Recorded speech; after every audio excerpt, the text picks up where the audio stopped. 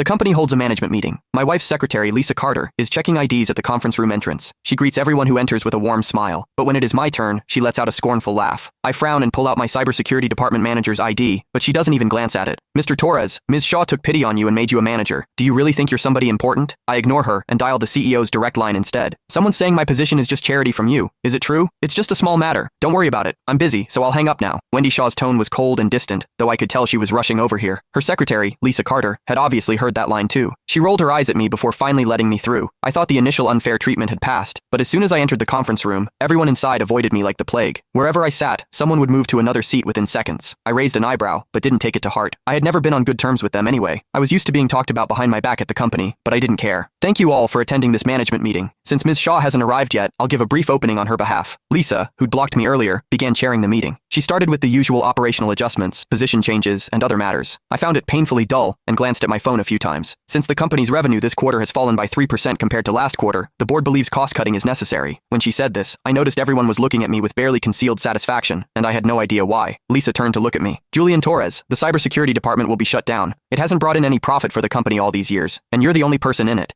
Keeping a department in name only that contributes nothing is pointless, and it reflects badly on the company. I finally understood why everyone was treating me so strangely today. The absurdity of it made me question her. Are you serious? You're really shutting down my department? She let out a snort, as if I couldn't understand plain language. A few colleagues took the opportunity to gang up on me. Come on, Julian, isn't that clear enough? If you can't accept it, maybe you should reflect on yourself. You've been playing on your phone since the meeting started. Disrespecting Ms. Carter is equivalent to disrespecting Ms. Shaw. You do know that, right? Hearing that, I was genuinely speechless. I was checking my phone to monitor the firewall in real time, making sure no virus could hit the company's core systems while I'm away. How on earth does that count as disrespecting Ms. Shaw? They didn't understand a thing, yet there they were, spouting nonsense. Seeing how I responded, they changed tactics again. What's the point of your monitoring? It's not like there are that many threats. We've never even heard of one. Exactly. You probably slack off in your office all day, and now you want to pretend you're working hard? Drop the act. You're just doing this because Ms. Shaw is about to arrive. I looked around at the open hostility directed at me and realized I had never fully understood just how many people looked down on me. The irony was that I was being mocked precisely because the company's system had never been breached. The situation suddenly reminded me of a joke I'd seen online about a programmer who deliberately created bugs just so someone would call him to fix them, all to avoid looking idle. Somehow, the comparison felt uncomfortably accurate. I realized that quietly doing the work without much fanfare clearly hadn't done me any favors. Since that was the case, there was no reason for me to keep being polite. I slowly stood up and met each of their gazes. Without me, this company would have gone under long ago. Who do you think you are bossing me around like that? Let me be clear. The cybersecurity department is the most important department in this company. Got it? At these words, Lisa's tone sharpened, dripping with mockery. Who gave you the confidence to think you matter that much? Ms. Shaw? Julian, stop being naive. I was about to respond when the conference room door swung open, and someone barked sharply. That's enough! Wendy strode into the conference room in a custom-tailored suit and heels. The room fell silent the instant she entered.